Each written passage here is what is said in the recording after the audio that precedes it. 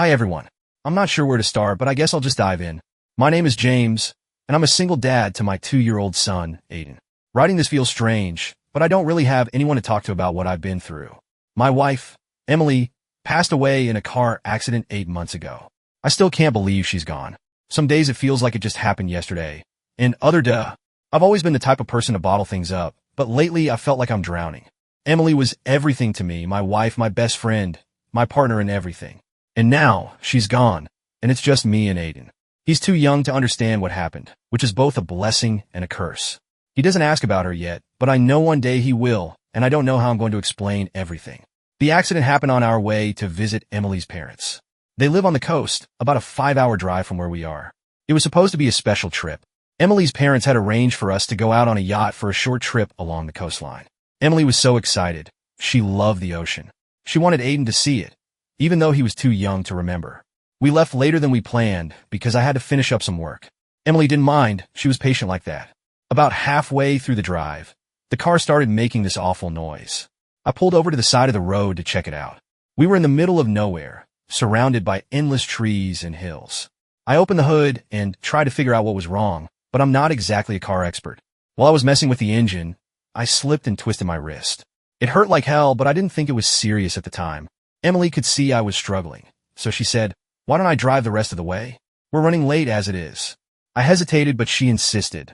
Emily was a good driver, so I handed her the keys. About an hour after we got back on the road, it started raining. At first, it was just a drizzle, but it quickly turned into a heavy downpour. Emily was trying to stay calm, but I could tell she was nervous.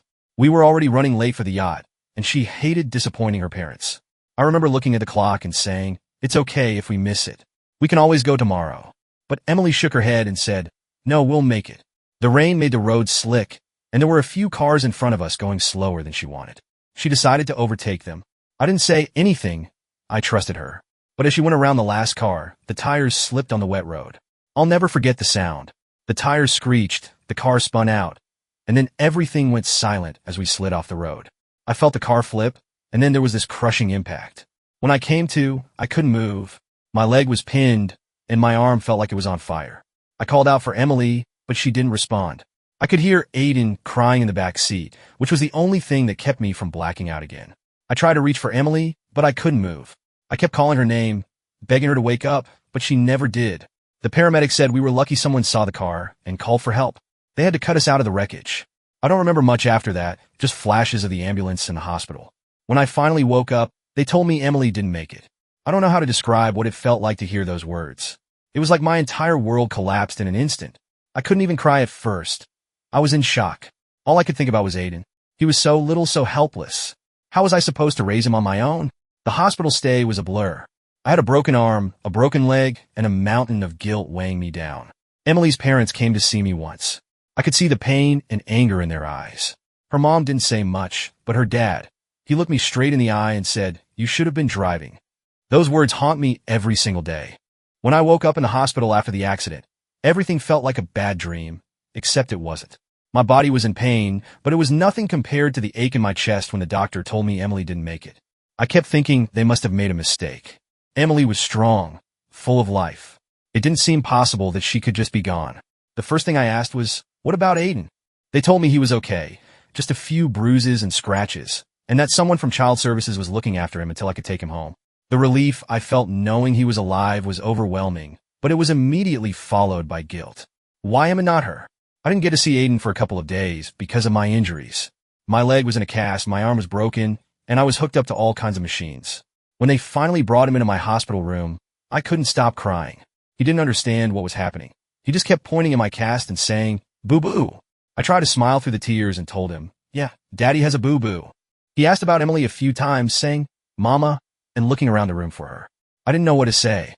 How do you explain death to a 2-year-old? I just kept hugging him and saying, "Mama loves you so much." It felt like the only thing I could say that wasn't a lie. Emily's parents came to the hospital not long after I woke up. I'll never forget the way her dad looked at me. It wasn't just grief in his eyes. It was anger, pure and raw. Her mom didn't say much, just sat in the corner and cried. Her dad, though, he made it clear what he thought. "You should have been the one driving," he said. "This is your fault." I didn't know how to respond. What could I say? Deep down, I was already blaming myself.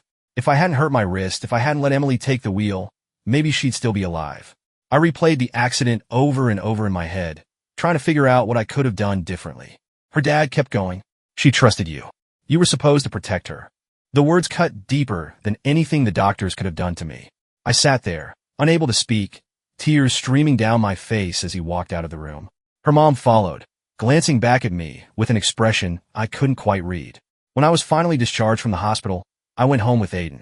Coming back to our house without Emily felt like walking into a stranger's home. Everything reminded me of her.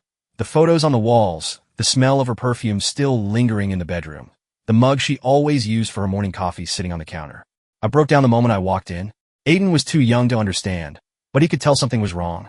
He climbed into my lap and patted my face, saying, "It's okay, Daddy." I don't know how a 2-year-old can be so comforting, but in that moment, he was the only thing keeping me from falling apart completely. The days that followed were some of the hardest of my life. I was in pain, physically and emotionally, and I had no idea how to move forward. I couldn't sleep, couldn't eat. Every time I closed my eyes, I saw the crash. Every time I looked at Aiden, I thought about how much he was going to miss out on without his mom. Emily's parents came by a few times to see Aiden. Each visit felt like walking on eggshells. Her dad couldn't even look at me without his jaw tightening. Her mom would hold Aiden and cry, whispering things like, "You look just like her." It was clear they blamed me for what happened, and honestly, I couldn't blame them. The guilt was unbearable. I kept thinking about all the little decisions that led to the accident. What if we left earlier? What if I hadn't stopped to check the car? What if I'd been the one driving? The what-ifs were endless, and they were eating me alive. I tried to push through for Aiden's sake, but it wasn't easy. My broken leg made it hard to keep up with him, and my broken arm meant I couldn't do simple things like cook or change his diaper without struggling. I felt like a failure, like I wasn't enough for him. One night, after I finally got Aiden to sleep, I sat in the living room and just broke down. I cried harder than I'd ever cried in my life. I wanted Emily back so badly, it physically hurt. I wanted to go back in time and do things differently. I wanted to wake up from this nightmare and find her next to me, telling me it was all a bad dream. But she wasn't coming back. That realization hit me like a ton of bricks. No matter how much I wished for it, I couldn't change what happened. Emily was gone, and it was just me and Aiden now. I thought about reaching out to someone, maybe a therapist or a support group, but I didn't know where to start. I felt so alone. I'm an orphan. I don't have any family of my own, and most of my friends drifted away after I got married. Emily was my world, and without her, I felt completely lost. The worst part was knowing that Emily's parents were right in some ways. I failed her. I was supposed to protect her, and I didn't. I let her drive in the rain, and now she was gone. Every day felt like a battle, but I kept going for Aiden. He needed me, and as much as I hated myself for what happened, I couldn't let him lose me too. I wish I could say things started to get better, but they didn't, not right away. Emily's parents started to get more vocal about their feelings. Her dad told me outright that he didn't think I was fit to raise Aiden. At first, I thought he was just angry and grieving, but then he started talking about custody. "We'll take care of him," he said. "You can't do this alone." I told him I could, but I wasn't sure I believed it myself. The weeks after the accident were a blur of pain, guilt, and exhaustion. I was doing my best to take care of Aiden, but every day felt like I was running on empty. Between my broken leg, my arm in a cast, and the crushing weight of losing Emily, I was barely holding it together. And then there were Emily's parents. At first, I thought their visits were just about seeing Aiden. They would stop by, sit with him for a while, and ask how he was doing. Her mom, Karen, always looked so heartbroken when she saw him. She'd hold him close and say things like, "He's all we have left of her." But it wasn't long before their visits turned into something else. Emily's dad, Tom, started making comments that felt more like accusations. "You're not looking too good, James. Are you sure you're up for this?" Or, "It must be hard to raise a kid on your own, especially with your injuries." At first, I thought he was just being critical, but then I realized he wasn't just questioning me. He was planting seeds of doubt. One day, about a month after the accident, they sat me down at the kitchen table while Aiden was napping. Karen started off gently saying, "James, we're worried about you. You've been through so much, and we can't imagine how hard this must be for you." Before I could respond, Tom jumped in. "What we're saying is, maybe it would be better for Aiden to stay with us for a while. Just until you're back on your feet." I felt like I'd been punched in the gut. "I appreciate your concern," I said, trying to stay calm, "but Aiden is my son. I can take care of him." Tom's expression hardened. "Can you? Look at yourself, James. You're barely managing. You're injured, you've got no family to help you, and let's be honest, you're not exactly in the best state of mind right now." His words stung because deep down I was already questioning myself. I've been struggling to keep up with Aiden's needs. There were nights I cried myself to sleep, wondering if I was doing enough for him.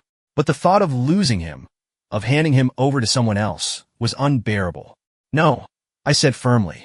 I'm not giving up my son. Emily wouldn't want that. Karen looked at me with pity in her eyes. Emily would want what's best for Aiden, she said softly. The room went silent after that. I could tell they were holding back, but I knew this wasn't the end of it. A few days later, I got a letter in the mail. It was from a lawyer, informing me that Karen and Tom were seeking custody of Aiden. My hands were shaking as I read it. They claimed I was unfit to care for him due to my injuries and emotional instability. I couldn't believe it. I knew they were grieving, just like I was, but how could they try to take my son from me? The next few weeks were a nightmare. I tried to focus on Aiden, but the looming custody battle consumed me. I didn't have the money for a lawyer, and I didn't have any family to turn to for help. Every time I looked at Aiden, my heart broke. What if I lost him? I tried to reason with Karen and Tom, but they wouldn't budge. They were convinced they were doing the right thing for Aiden. We just want what's best for him, Karen said one afternoon when they came to visit. What's best for him is being with his father. I snapped. Tom crossed his arms and gave me that look, the same one he gave me in the hospital. You're not thinking clearly, James. You're overwhelmed, and you're not in a position to give Aiden the life he deserves. I wanted to scream. I wanted to tell him how wrong he was, but I didn't have the energy to argue. Instead, I just held Aiden close and prayed they would come to their senses. But they didn't. The court hearing started a few weeks later, and they were some of the hardest days of my life. Sitting in that courtroom, listening to their lawyer list all the reasons I was supposedly unfit to be a father, felt like being ripped apart piece by piece. They brought up my injuries, my financial struggles, and even my mental health, saying I was too emotionally unstable to care for Aiden. I wanted to defend myself, to tell the judge how much I loved my son and how hard I was trying to give him a good life, but it felt like every word I said was being twisted against me. The worst part was seeing Karen and Tom on the other side of the room, looking at me like I was the enemy. I knew they were grieving too, but it didn't make their betrayal hurt any less. At one point during the hearing, their lawyer brought up the accident. He said something about how I allowed Emily to drive in dangerous conditions and how that decision had tragic consequences. It was like a knife to the chest. I could feel the judge's eyes on me, and I wanted to disappear. When the hearing ended for the day, I sat in my car and cried. I couldn't stop thinking about Emily. I kept imagining what she would say if she were here. Would she blame me too? Would she think I was a failure? That night, after I put Aiden to bed, I sat in the living room and stared at the box of Emily's things the hospital had given me. I hadn't been able to bring myself to go through it yet, but something about that night felt different. I opened the box and pulled out a notebook she always carried with her. Inside were little notes she'd written, grocery lists, reminders, and even some doodles. Near the back, I found a page where she'd written, "James, you're the best thing that ever happened to me. I know life isn't always easy, but I trust you completely. You're going to be an amazing dad to Aiden, no matter what." I broke down. Her words felt like a lifeline, reminding me that she believed in me, even if I didn't believe in myself. From that moment on, I decided I wasn't going to let Karen and Tom take Aiden from me. I might not have much, but I had love, and I had determination. I wasn't going to let my son grow up without his father. The custody battle felt like it dragged on forever, each hearing chipping away at what little strength I had left. Every day in court was another reminder of everything I had lost. Karen and Tom's lawyer was relentless, painting me as an unfit father. He called witnesses, doctors who testified about the severity of my injuries, claiming they impaired my ability to care for Aiden. They even brought in a social worker who had done a home visit shortly after the accident. She described my house as disorganized, which in their eyes translated to neglect. Never mind that I was still recovering, trying to keep up with a 2-year-old while on crutches. Every time they brought up the accident, I felt like I was being buried alive. Their lawyer made it sound like I had handed Emily the keys and told her to drive straight into the rainstorm. Mr. Walker made a series of reckless decisions that ultimately cost his wife her life, he said one day, his voice calm and cold. How can we trust him to make responsible decisions for his child? I wanted to scream at him, to tell him he didn't know what he was talking about. But all I could do was sit there, gripping the arms of my chair so tightly that my knuckles turned white. My lawyer tried to defend me, but I could see the judge was taking their arguments seriously. Karen and Tom, sitting across the courtroom, avoided looking at me most of the time. Karen would wipe her eyes with a tissue, while Tom stared straight ahead, his jaw clenched. I could tell they thought they were doing the right thing, but it didn't make it any easier. The hardest part of the hearings was when they brought up Aiden. Their lawyer argued that Karen and Tom could provide a more stable and nurturing environment for him. They had a large house, financial security, and plenty of time to devote to him. Compared to me, a grieving single dad struggling to make ends meet, they looked like the better option on paper. I couldn't argue with the facts. I was barely scraping by. My savings were gone, eaten up by medical bills and legal fees. I hadn't been able to return to work yet, and most of my days were spent limping after Aiden, trying to keep him entertained while dealing with the pain in my leg and arm. The only thing I had was my love for my son. But in court, love didn't feel like enough. One of the most crushing moments came when Karen took the stand. She was calm and composed, her voice trembling just enough to seem genuine. "We love James," she said, glancing at me briefly before looking back at the judge. "We know he's trying his best, but this isn't about him. It's about Aiden. He's just a little boy, and he needs stability. He needs a mother figure, and he needs to be in a home where he's safe and cared for." Her words cut me to the core. She didn't say it outright, but the implication was clear. I couldn't give Aiden what he needed. When it was my turn to testify, I tried to stay composed, but my emotions kept bubbling to the surface. I told the judge about my love for Aiden, about how much he meant to me, and how I was doing everything in my power to be the father he deserved. "I know I'm not perfect," I said, my voice breaking. "But Aiden is my son. He's all I have left of Emily, and I would do anything for him. I've made mistakes, but I'm learning, and I'm trying. Please, don't take him away from me." As I spoke, I could see Karen dabbing her eyes with a tissue. Tom stared at me, his expression unreadable. I wondered if they ever doubted what they were doing. Did they know how much this was destroying me? Or did they think they were saving Aiden from a life of hardship? The judge didn't make a decision that day. Instead, he ordered a temporary custody arrangement while the case continued. Aiden would live with Karen and Tom for the next 6 months, with me allowed supervised visits once a week. When the judge announced his decision, I felt like the ground had been pulled out from under me. Losing Emily had been devastating, but the thought of losing Aiden too was unbearable. He was my reason for getting up in the morning, the only thing keeping me from falling into complete despair. When I got home that night, the house felt emptier than ever. Aiden's toys were still scattered across the living room floor, and his favorite stuffed animal was sitting on the couch where he had left it. I picked it up and held it close, as if it could somehow bring him back to me. The first visit was the hardest. Karen and Tom had set up a room for Aiden in their house, complete with new toys and furniture. He seemed happy enough, but when he saw me walk in, he ran to me and hugged my legs. "Daddy," he said, looking up at me with a big smile. I hugged him tightly, trying not to cry. I only had an hour with him, and it went by too quickly. When it was time to leave, he clung to me and started crying. "No, Daddy, don't go," he said, his little arms wrapped around my neck. It took everything I had to hand him back to Karen. She tried to comfort him, but the look on her face told me she was struggling too. Driving home after that visit was one of the lowest points of my life. I felt like a failure, like I had let Aiden down. I kept thinking about what Karen had said in court, about stability, about needing a mother figure. Maybe she was right. Maybe I wasn't enough. But then I thought about Emily.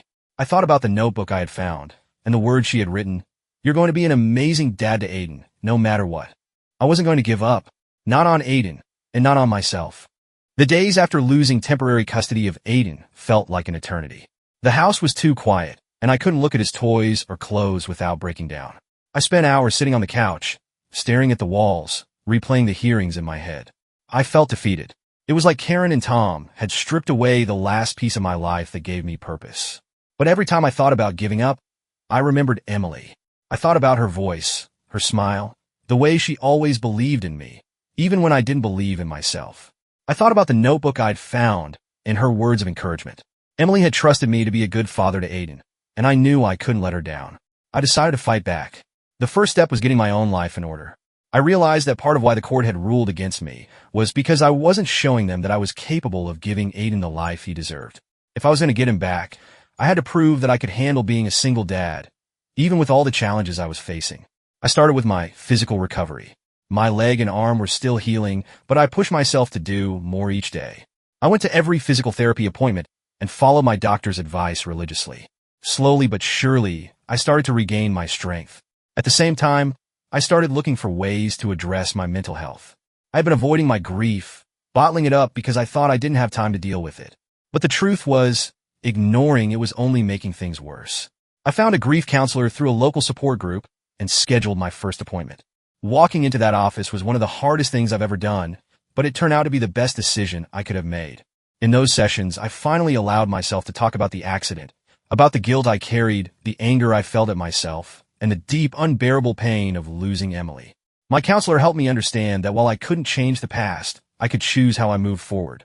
I also started attending a support group for single parents. Hearing other people's stories reminded me that I wasn't alone, even though it felt like it sometimes. There were other parents out there who were struggling, just like me, and seeing their resilience gave me hope. One night, after I got home from a session, I sat down and wrote a letter to Emily. I told her everything about the custody battle, about how much I missed her, and about how scared I was of losing Aiden. I also told her about my plans to fight for him, to be the father she had always believed I could be. Writing that letter felt like a weight lifting off my chest. I tucked it in her notebook, as if somehow she would see it. The next step was getting my finances in order. I couldn't afford a high-powered lawyer like Karen and Tom had, but I reached out to a legal aid organization that offered free support to parents in custody disputes. They assigned me a lawyer named Rachel, who immediately started working on my case. Rachel told me that the most important thing was to show the court that I was actively improving my situation. Judges want to see progress, she said. They want to see that you're doing everything you can to create a stable, loving environment for your child. So, I started making changes. I cleaned up the house, turning it from the chaotic mess it had become back into a home where Aiden could feel safe and happy. I also reached out to my boss to talk about returning to work. He was understanding and agreed to let me work reduced hours until I was fully recovered. It wasn't easy. There were days when I felt like I was barely keeping my head above water. I missed Aiden so much it hurt, and I worried constantly about whether I was doing enough. But every time I felt like giving up, I thought about Emily. I thought about how much she had loved Aiden and how much she had believed in me. Over time, I started to see progress. My leg healed enough that I could walk without crutches, and my arm was out of the cast. My counselor said she could see a difference in me, that I seemed more focused and determined. Even Rachel told me she was impressed with how much I had accomplished in such a short time. The weekly visits with Aiden became my anchor. Every time I saw him, I was reminded of why I was fighting so hard. He was always so happy to see me, running into my arms and calling me daddy. It broke my heart to leave him at the end of each visit, but it also gave me the motivation I needed to keep going. One day, during a visit, Karen pulled me aside. "James," she said, her voice hesitant, "I can see you're trying. I just hope you understand that everything we're doing is for Aiden." I wanted to believe her, but it was hard not to feel resentful. "I know you love him," I said, "but he's my son. I'm his father, and I'm not going to stop fighting for him." She looked at me for a long moment before nodding. "I hope you mean that," she said quietly. That conversation stayed with me. I realized that while I was angry with Karen and Tom, they weren't my enemies. They were grieving too, and they were trying to do what they thought was best. I didn't agree with them, but I couldn't let my anger cloud my judgment. As the final custody hearing approached, I knew the stakes were high. Rachel warned me that it wouldn't be easy, but I was ready. I had worked too hard and come too far to give up now. The night before the hearing, I sat in Aiden's room, surrounded by his toys and clothes. I held one of his little shirts in my hands and whispered a silent promise to Emily.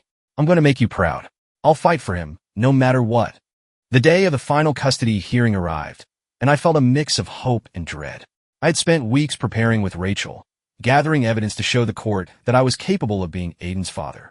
But no matter how much I prepared, I couldn't shake the fear of losing him. When I walked into the courtroom that morning, Karen and Tom were already there. Karen gave me a small, tentative nod, but Tom avoided my gaze. I knew they believed they were doing the right thing, but that didn't make it hurt any less. The hearing began with Karen and Tom's lawyer presenting their case. He highlighted all the ways they could provide stability for Aiden: financial security, a spacious home, and a support system of family and friends. He even mentioned how they had already set up a college fund for him. Then came the accusations. He brought up my injuries again, my struggles after the accident, and the temporary custody arrangement. While Mr. Walker has made progress, it's clear that Aiden would be better off in a home where he has two caregivers who can provide for all his needs, the lawyer said. I gripped the edge of the table, trying to keep my composure. I had expected this, but hearing it still stung. Then it was our turn. Rachel stood up and spoke with confidence, presenting all the progress I had made over the past few months. She showed the court photos of my clean, organized home and letters from my employer and my grief counselor, both of whom vouched for my commitment and determination. She also brought up my visits with Aiden, pointing out how strong our bond was. Aiden is a happy, thriving child when he's with his father, Rachel said. Mr. Walker has demonstrated that he is fully capable of providing a loving and stable environment for his son. When it was my turn to speak, my hands were shaking. I stood up, took a deep breath, and looked directly at the judge. Your Honor, I began, my voice unsteady. I know I've made mistakes.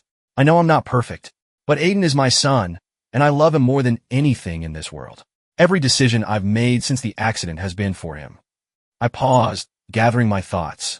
When I lost my wife, I lost a part of myself. Emily was the best person I've ever known, and Aiden is a piece of her that I still get to hold on to. I know this hasn't been easy for any of us, but I've worked hard to be the father she would have wanted me to be. Aiden deserves to grow up with his father, and I promise I'll do everything in my power to give him the life he deserves. As I spoke, I saw Karen wiping her eyes with a tissue. Even Tom looked down, his jaw tight. After I finished, the judge asked a few questions about my plans for Aiden's future. Childcare, schooling, finances. I answered as honestly as I could, emphasizing that I had a solid plan in place and a strong support system through my counselor and the parenting group I had joined.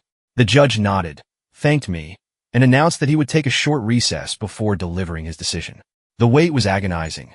I sat in the hallway outside the courtroom, my heart pounding as I thought about all the possibilities. When we were called back in, I felt like I couldn't breathe.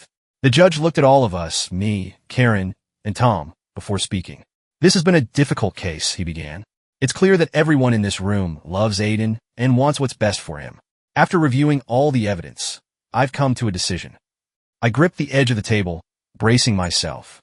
The court believes that Aiden's father, Mr. Walker, has shown significant progress and demonstrated his ability to provide a stable, loving home for his son. Therefore, primary custody will be awarded to Mr. Walker. For a moment, I couldn't process what I'd just heard. My mind was blank, and then it hit me. I had won. Aiden was coming home. The judge continued. However, given the strong bond between Aiden and his maternal grandparents, I'm ordering a shared custody arrangement. Mr. Walker will retain primary custody, but Karen and Tom will have visitation rights, including weekends and holidays. I looked over at Karen and Tom.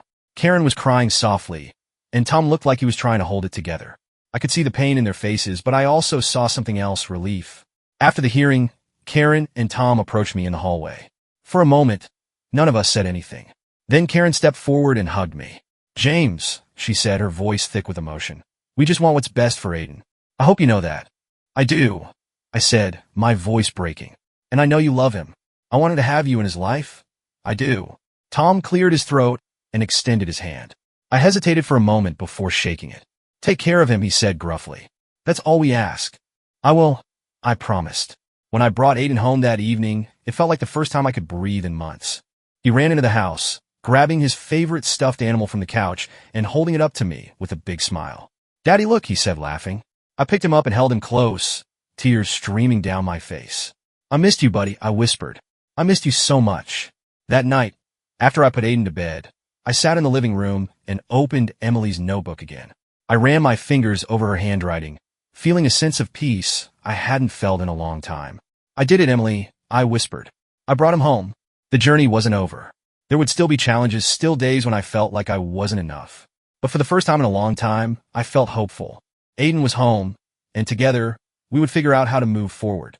And here it is, the finale of today's story. Did everything turn out as you imagined? Or did it end unexpectedly? I'd love to hear what you think. Leave your thoughts in the comments below, and let's dive into the discussion together. If this story kept you in suspense, don't forget to give it a thumbs up. And if you haven't signed up yet, what are you waiting for? This is your chance to join an incredible community where exciting new stories unfold every day. Click the subscribe button and turn on notifications to stay up to date. Thanks for your attention, and see you on your new adventures.